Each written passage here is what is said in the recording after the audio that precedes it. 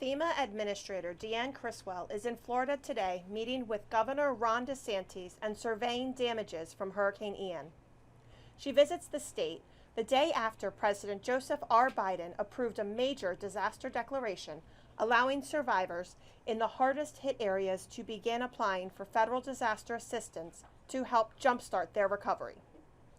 The president also approved South Carolina Governor Henry McMaster's request for an emergency declaration last night, authorizing FEMA to provide emergency protective measures, including direct federal assistance at 75% funding. FEMA Administrator Criswell spoke to the governors of Georgia and North Carolina yesterday to reiterate the federal government's support for their response.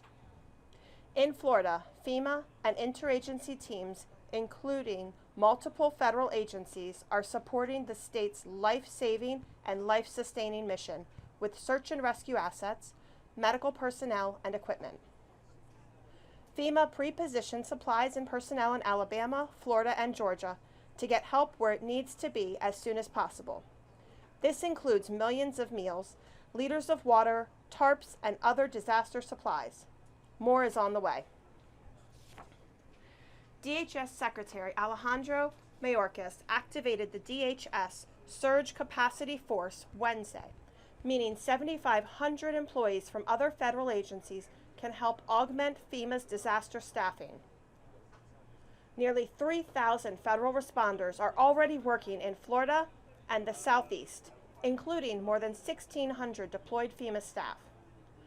More than 850 emergency management personnel from other states have been deployed to Florida through the Emergency Management Assistance Compact. The U.S. Army Corps of Engineers is working in partnership with the local, state, and federal response to Hurricane Fiona, including pre-staged power restoration teams. The first generator staging base in Amoki is open with the U.S. Army Corps of Engineers, the 249th Engineer Battalion on site. 60 more generators are on their way to a second generator staging base in Avon Park, Florida. More than 44,000 mutual assistance power crew personnel are assessing damage and making repairs, with additional teams ready to start restoration, weather permitting. Crews are on standby in areas preparing for Ian's landfall in Georgia and South Carolina. Federal interagency response efforts are also focused on Ian's second landfall today, which is expected to cause flooding throughout the areas of Georgia, South Carolina, and Northwest Florida.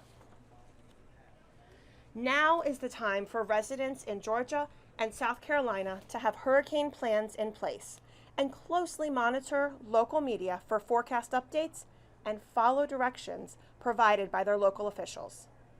People in Florida should continue to heed local warnings and listen to local officials for updated safety information. Start your recovery. Survivors who live in Charlotte, Collier, DeSoto, Hardy, Hillsborough, Lee, Manatee, Pinellas, Orange, Osceola, Polk, Sarasota, and Seminole counties can apply for federal assistance at www.disasterassistance.gov by calling 800-621-3362 or by using the FEMA app. Survivors using a relay service, such as video relay service, caption telephone service, or others, can give the operator the number for that service. Make sure to document your damages so you can start your recovery as soon as possible. The Small Business Administration disaster loans are available to businesses, homeowners, renters, and nonprofit organizations in Florida counties approved for individual assistance. Applicants may apply at disasterloanassistance.sba.gov under Declaration Number 17644. If you are one of the 1.6 million Floridians with flood insurance, report your loss immediately to your insurance agent or carrier. Be sure to ask them about advance payments. Need help finding your insurance agent or carrier? Call 877-336-2627. To learn more about how to start your flood insurance claim, visit floodsmart.gov. FEMA.gov. After every disaster, people want to help, but it's important to know how to be effective for recovering communities. First of all, please do not self-deploy.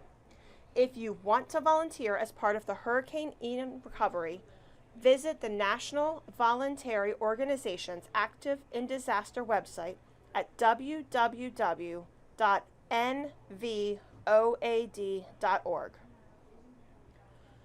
Number 2, cash is the best donation.